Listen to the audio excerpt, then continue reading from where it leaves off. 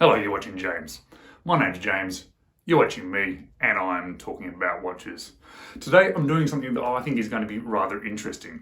I'm going to be doing a comparison video, but it's a slightly different comparison video. Today I have three watches. I have my Seiko Samurai, valued at around about 500 Australian dollars. I have my Longines Hydro Conquest, which is valued at around about 1500 Australian dollars. And I have borrowed my brother's Omega Seamaster, which is valued at around about $5,000. So this comparison is not so much a comparison of a Seiko versus a Longines versus an Omega, it is more a price comparison. It is a $500 watch versus a $1,500 watch versus a $5,000 watch. A watch that is 3 times what a Seiko is worth, a watch that is 10 times what the Seiko is worth. So I do want to say a big thank you to my brother for allowing me to borrow his Omega for this video. I really do appreciate it. Thanks, mate. Also, just before we jump into the comparison, if you haven't already subscribed to the channel, can you please just click on that subscribe button? I really do appreciate it. If you have already subscribed, thank you so much. I do appreciate the support. So let's jump into this comparison video. It is going to be done slightly differently to some other videos that are out there. I'm going to try and explain that to you, and hopefully it makes a bit of sense. So let's jump over to the comparison and let's run through it. So today I'm doing a comparison video of my lovely Seiko Samurai, my Longines Hydro Conquest, and my brother's Omega Seamaster GMT. Now, this is going to be a slightly different comparison video to others that I've seen, and I'm going to try to explain to you now exactly how I'm going to do that comparison. Because the comparison is not so much between the individual watches or the brands, etc. It is more about a sort of a price range comparison. The Samurai is a $500 watch. Now, I am talking Australian dollars, but don't get too caught up in that. I'm not going to worry about comparisons between different currencies. It's more the sort of the price range that we're thinking about. So a $500 watch. Longines Hydro Conquest is a $1,500 watch. So it's 3 times the value of the Samurai. The Omega is a $5,000 watch. It is 10 times the value of the Seiko Samurai. So we have 3 watches, 3 different values. One value of 500, 3 times the value of 500, 10 times the value of 500. So there's the first thing I'm going to be doing. I'm going to be comparing these 3 different price ranges.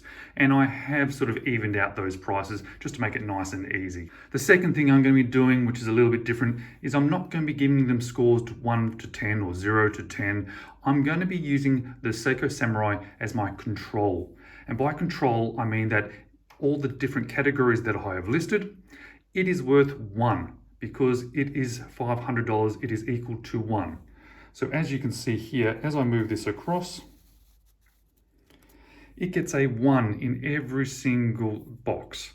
Because it's a $500 watch, it is worth 1 of that, 1 of that, 1 of that, 1 of that. So as I go down the list on the other 2 watches, I'm comparing it against this control watch. How many times better is this watch compared to that one?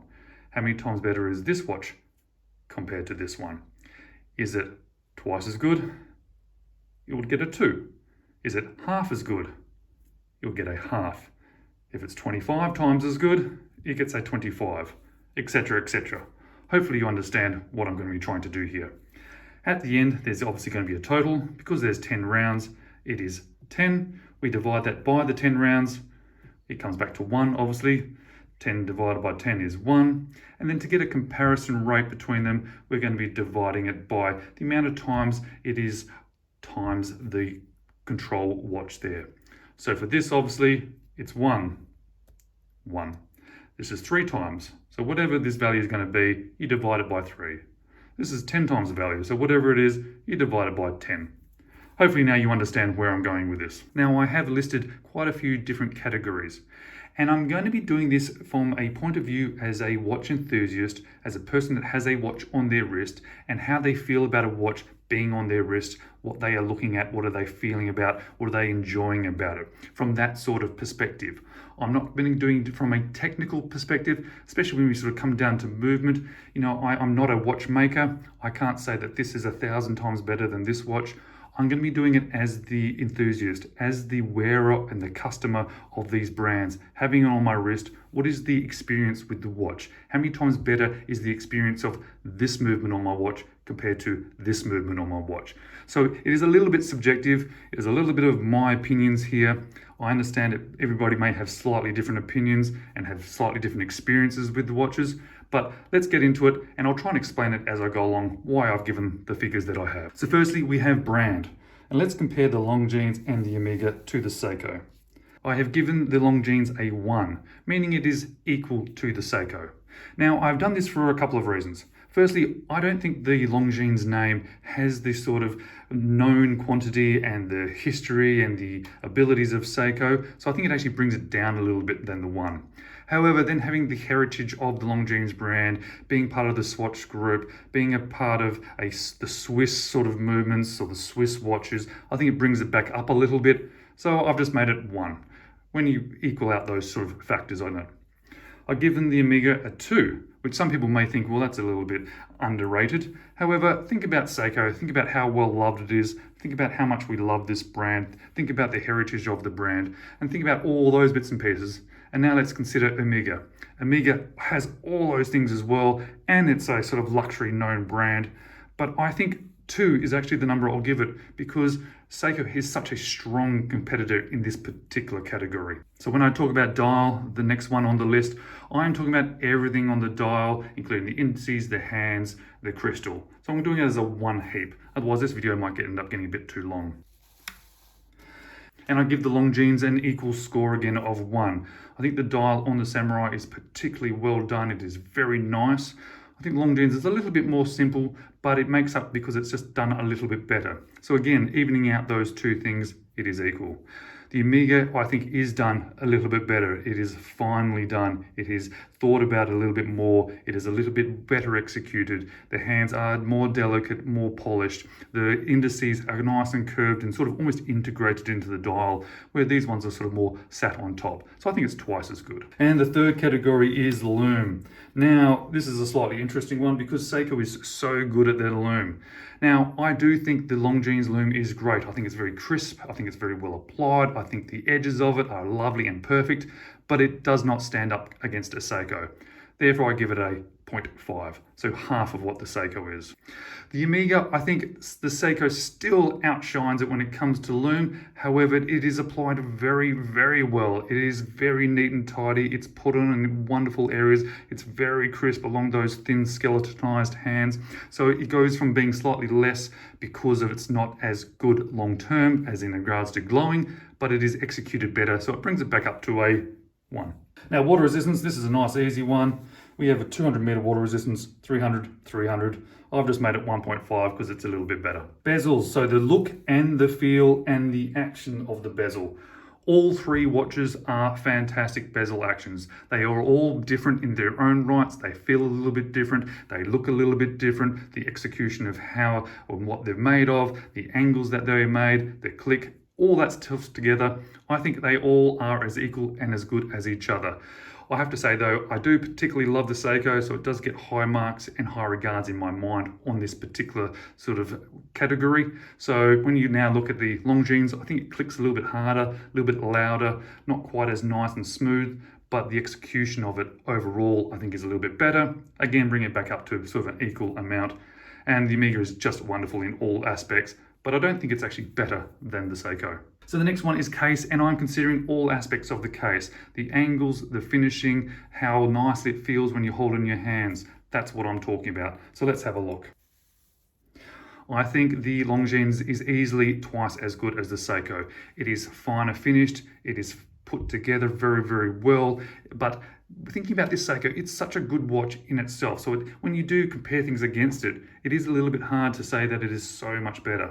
But it is definitely twice as good. That's how I feel in my own mind. And the Omega is definitely then a step up, absolutely, compared to both the Seiko and the Longines. It is even finer done. The polishing is done even better. The edges and the contours and how it fits together is certainly better. So I'm saying it's going to be 3 times as good as the Seiko. Now the hardest one for me is movement. As I said, I'm not a watchmaker. I know there is significant differences between these 3 movements. But as a person that loves watches, wears watches, appreciates movements on my wrist, and how the feel and the daily wearing of it, that's what I'm sort of taking into consideration when I think about movement. So let's have a look what I've given them. I think the movement inside my Longines is significantly better than the Seiko. And it was a little bit of a weird number to come up with 6, but I've thought about all the different aspects about wearing it, about the high beat movement, about the accuracy, about just the power reserve, all that coming together, and actually life day to day wearing this watch, 6 times better. The Omega is absolutely fantastic. It is a stunning movement inside this. Plus it has the functionality then of a GMT in it as well. 10 times as good. Now, bracelets do get better as watches get higher in price. That is absolutely a known factor. You'll even see on my Seiko, this is not the original bracelet on it. This is a strap code bracelet, because the original bracelet on this watch, it's okay, but it's not fantastic. I don't like swapping this one out back and forth for videos. I'm leaving on the strap code bracelet. I don't want there to be any potential for me to scratch the watch. But we know the type of bracelet that the Prospect watches come on. So this is going to be a bit of an interesting thing, what I think it is compared to that original Seiko Prospect range bracelet.